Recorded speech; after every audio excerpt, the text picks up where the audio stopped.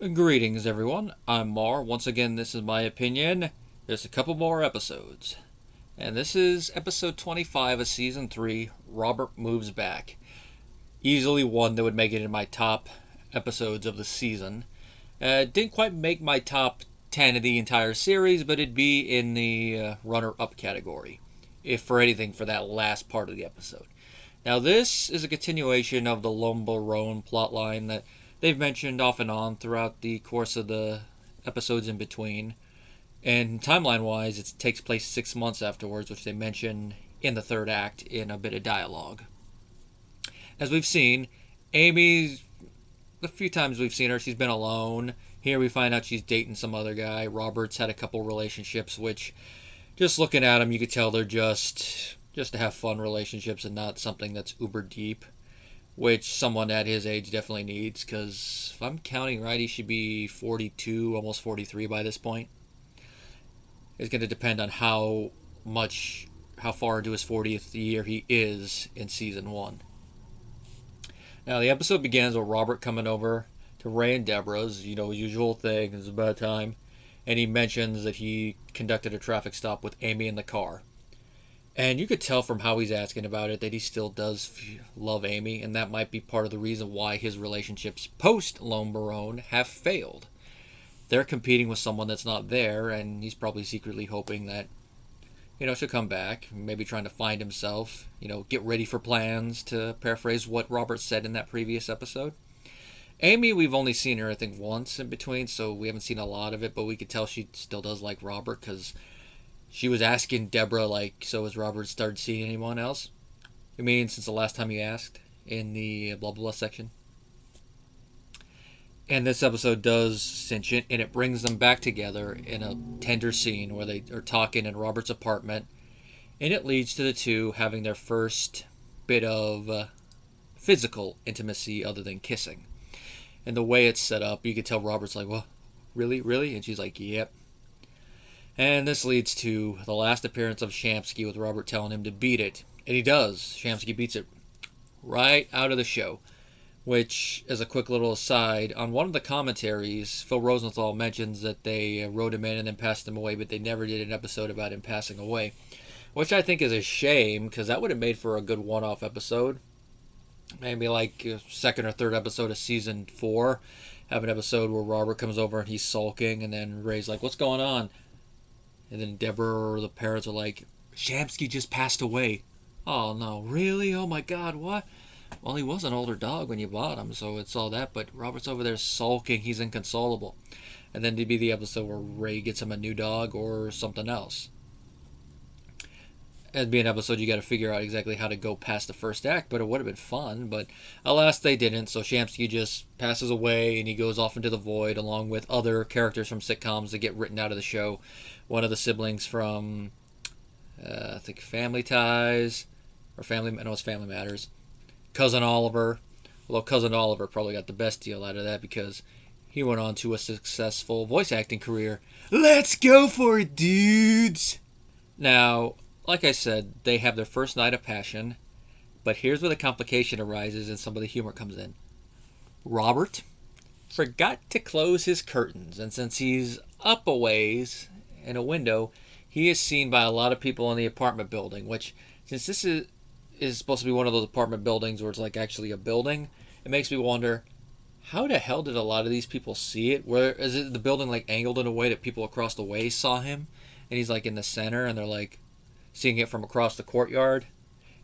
Kind of like how in Forrest Gump, Forrest saw the people breaking into the Watergate Hotel.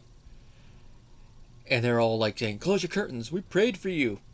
Now, a couple of the people we see in this scene kind of contradict a statement Robert says earlier in the season where it's mainly women in the building, but there's also some flight attendants and male nurses.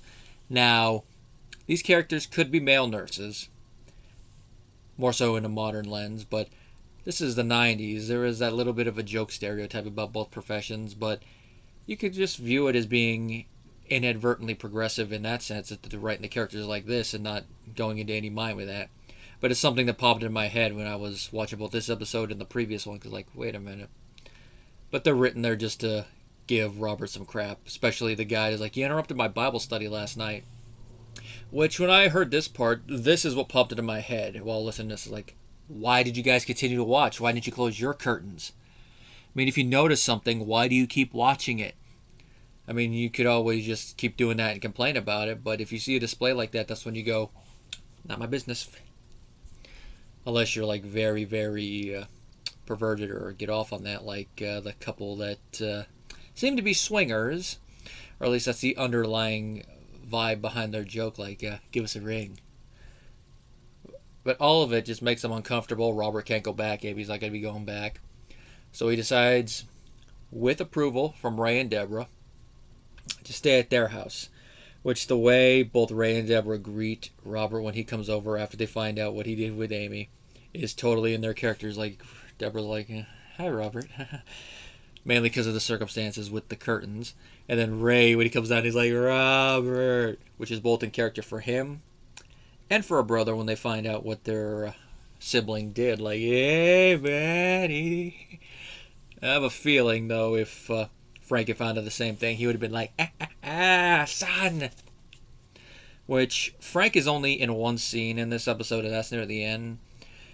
Which, I have a feeling that is because he was still recovering from the heart attack. I don't know if this is the first episode they recorded post-heart attack, but I feel that they wrote Frank into only one scene to save him the energy. And you could tell, despite the fact he just had a problem with his ticker, that Peter Boyle does have a good amount of energy in that scene. But it could also be, since they kept his scene short and sweet, that he was able to conserve it for that one scene and then do his usual delivery. Now, eventually we get one of the best moments in the whole episode, and this is one moment from this episode that is used in a lot of the video packages, like that season 6 retrospective where they show all the different clips, all the different video packages. It's a scene where, after Ray squeals about the fact that Robert's over there, Marie comes over with lasagna, goes down to the basement, finds Robert and Amy in the middle of the tango hustle, and she runs up like, Robbie! Robert runs up after her with his uniform covering his area, and then Amy comes up using Robert's pants to cover herself. Now, those pants are obviously too big to have been Robert's, even when accounting for hip size and all that, but it's part of the joke, and it's very funny. And Marie, she overreacts to the whole situation, berating Robert a little bit, berating Amy, because it's like, oh, yeah, I thought you were different than Deborah. You were my favorite because you were a good girl. And, of course, Frank, his usual reaction, like, oh, I'll catch up. But Marie, the whole time I was listening to this, I'm like, really, Marie? You're going to lambaste Amy for what she just did with your son? They're consenting adults, like Deborah pointed out. But you, of all people, are not the person to be doing this lecture. Let's remember what we found out about you in a certain Season 2 episode entitled Good Girls. We found out you were not exactly a good girl yourself back in the 50s. Or as Frank put it, good girl. Ha! So you're not the one to be doing that, because what's that phrase from the good book that you always like to tout or research on Sundays? Let he who is without sin cast the first stone. You are the last person who should be casting a stone at Amy in this situation. And mainly because, unlike you, she did not get pregnant out of wedlock with hers. Now, sadly, her and Robert never have children throughout the course of the show, but I like to think that maybe afterwards they do. There's some episodes later on, once they are married, that focus on that. But we never actually get confirmation or not. Now, Amy rightfully does lash out at Marie in return, which shows she's not going to be a doormat, which Frank does like. You got to marry this one. Which connects with something that he does say. I forget if we already had it, or I think it's in a future episode where he's like, I used to be a gentleman. Rude's the only thing that gets through to her. Where she's like venting at her and then says something that is a big cardinal sin. Even Deborah reacts. It's like, oh, she just said that. You insult Marie's cooking. Sometimes the noodles in your lasagna are overcooked. Which I could see happening, because that seems to be a big thing with lasagnas, that people will overcook them. Because think about it, you're cooking them twice. You're boiling the noodles, and then you're cooking them in the oven, which is why one of the methods I see to cook it to make sure that doesn't happen is you just rehydrate the noodles to get them all limp so you can lay them in the thing, and then you let the actual baking and the liquid cook them that way. Which I haven't tried that yet because I haven't made lasagna myself in a long time, but I can see why she would say that. Like, these noodles are too squishy. But I think that when Amy is saying that, she's saying it in the fact that the noodles, you barely take a bite out of them and they're already going to mush.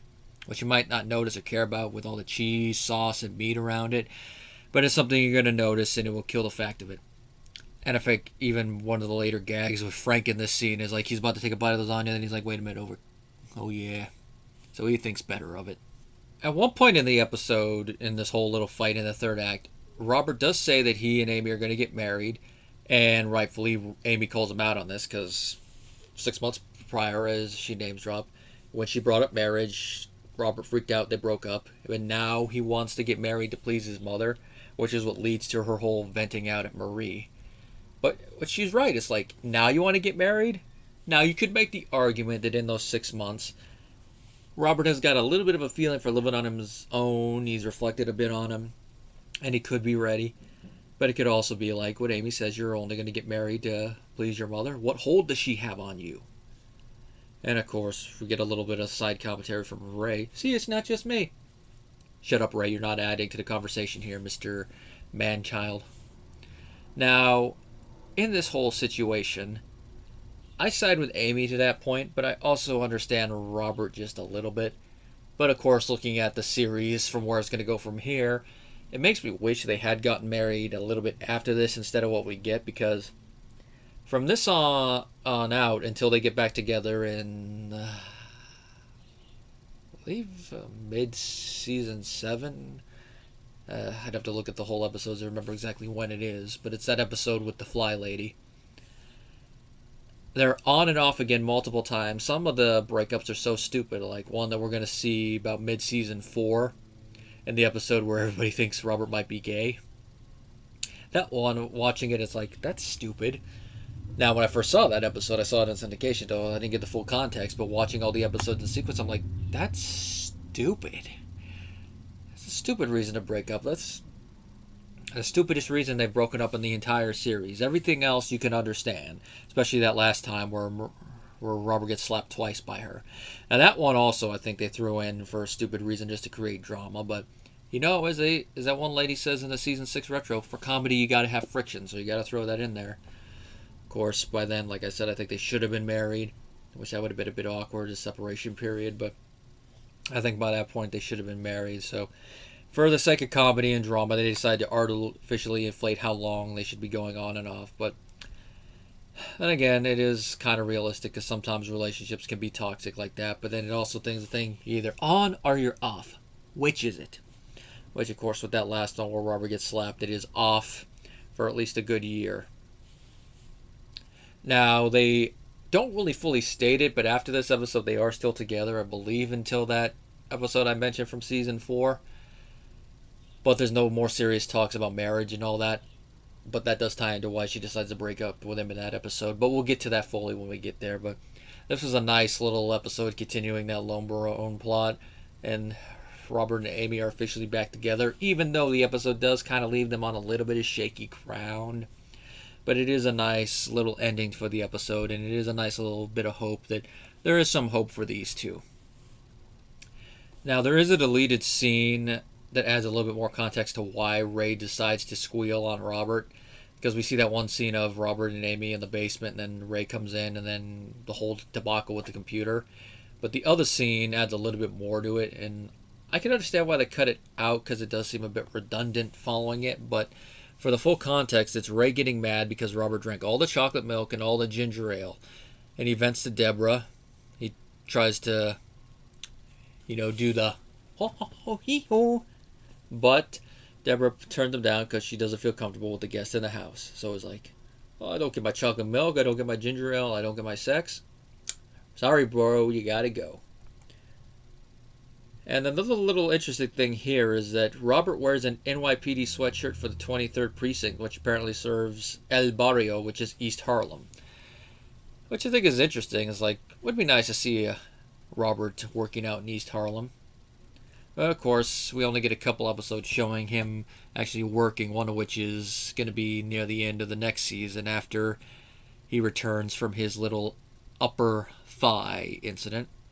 Overall, this is a pretty fun episode. Like I said, Robert and Amy get back together. A bunch of the comedy involving the shenanigans there in their first time. Marie's overreaction and her getting put in her place.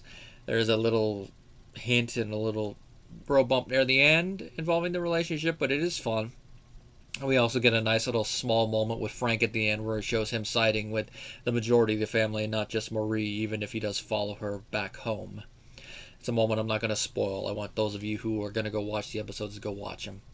Which, in case if you're wondering where to find them, they are all on Peacock, which is how I'm watching them, other than the ones with commentaries and looking at the deleted scenes as we go.